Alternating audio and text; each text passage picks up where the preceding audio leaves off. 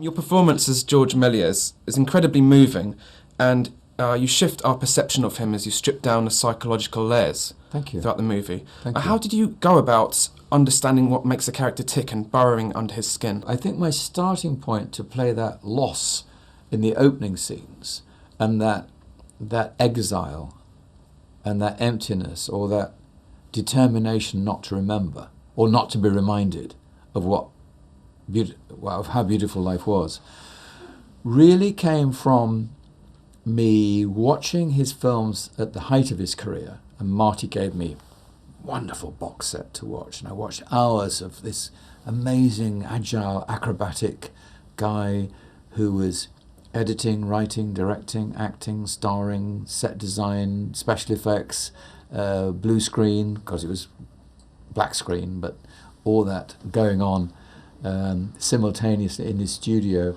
And thanks to Asa asking me towards the end of the film what my career was like, and I say, do you really want to know? So I allow myself to be reminded. Then I can go back as an actor into all those great scenes where George was at his peak, powerful and creative. And it's really through knowing those scenes were in the film and watching him on film that I was able to play the loss. Did you draw upon watching Martin Scorsese work in terms of portraying George in the flashback sequences, awe-inspiring nature? Very much.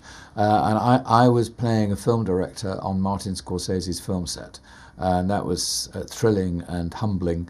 And Marty, rather like George, well, I read that George directed and ran the set, ran the studio, I should say, with great charm, politeness, massive energy, enthusiasm, invention, cajoling and laughing, and a joyful person. And Marty's exactly the same.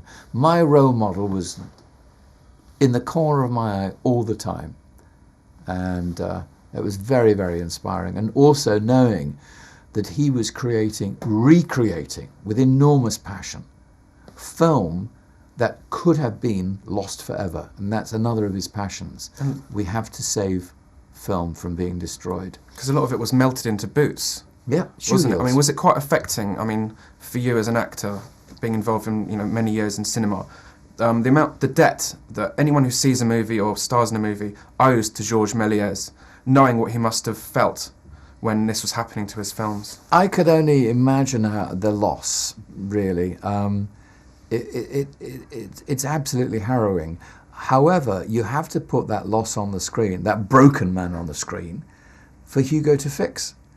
If I wasn't that broken, Hugo doesn't have that journey to fix him. He uses that word, fix him, and fixes many people in the film through his purity and his beautiful open personality.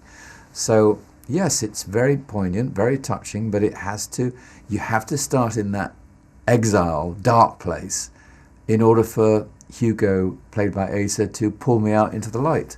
Now, acting seems to be quite an organic process in terms of capturing the essence of someone's soul. So how does that fuse with the mechanical considerations of filming in 3D? Personally, I think it fuses very well. Not only was I working with Asa and Chloe, but mostly Asa, who acts from the soul, from the heart. Therefore, you are invited to respond from your soul and heart to him. You don't act with Asa, you just be. You've got to just be. And also the 3D camera is so scrutinizing, Ben, that it can see the thought before it hits your face.